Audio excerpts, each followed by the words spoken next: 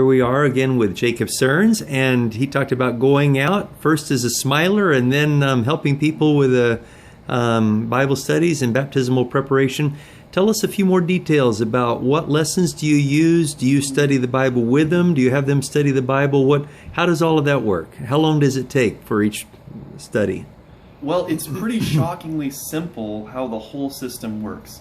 The church members are only asked to commit to 8 weeks, an 8-week program, and we use the Amazing Facts Bible Study guides and just the beginner set, so lessons 1 through 14. And we give 2 every single week, and the first week you're giving the first 2, and you're actually going through it with the person, just briefly, just giving them the instructions, basically going through and saying, look, here's the Bible verses here, here's the questions, here's the answers. At the back there's a quiz. All the answers for the quiz are found right in this exact packet, so you don't need to go around looking all over the place. It's just right here for the answers.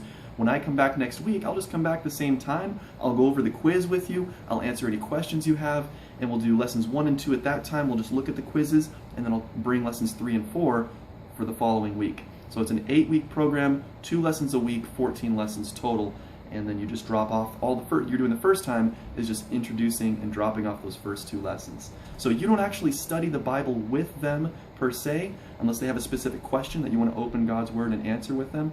But what you're doing is you're giving them a chance to take the lesson on their own and grow in their personal relationship with Jesus and through His Word, so that they have a foundation even when you're not there. So they can study the Bible when you're there or when you're not there. Now, if they didn't do their lessons, then what do you do? If they don't do their lessons, again, it's extremely simple. You bring the next 2 lessons, you drop the next 2 lessons off with them, and you say, that's no problem at all, don't worry about it, it's not a big deal, I'll be back next week, hopefully you get a chance to do these. If you don't, that's okay. I know you have a busy schedule, you have a busy life, no problem. And it takes the pressure off the church member who's giving the lessons, because they don't have to be the one doing it. They're just dropping off 2 lessons each and every single week. What you'll find a lot of times with the people who are signing up for the Bible studies is that these are people who are living in sort of a life of chaos, in a life of needing structure, and they need love and peace and joy and support in their life. And as you come back week after week after week with just a consistency, just a gentle, loving kindness each and every week, giving the next 2 lessons, giving the next 2 lessons, even if they haven't done them, still giving the next 2 lessons, they start to see that this is something I can trust.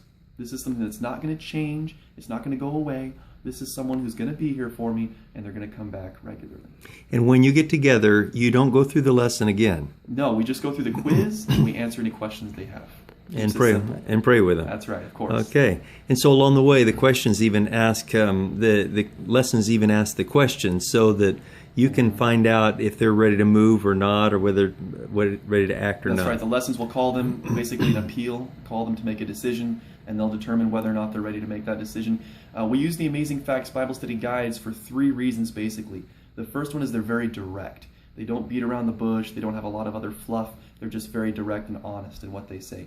The second reason is they're very, very visual. There's very good, attractive pictures on the outside and then all the way through the study guide as well. So it's not boring or dull, not too much just words, but it's got visual pictures. And the third reason is that they're simple for anyone to do. They're something that anybody can just pick up and easily see the directions 1, 2, 3, 4. And biblical. And they're very, very biblical. They've got dozens of Bible verses all the way through. All right. Thanks so much.